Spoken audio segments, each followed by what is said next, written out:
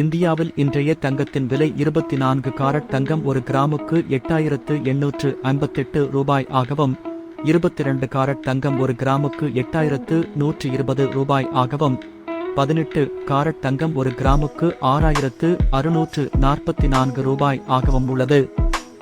The price of gold in India today is 8,858 rupee per gram for 24 karat gold, 8,120 rupee per gram for 22 karat gold, and 6,644 rupee per gram for 18 karat gold.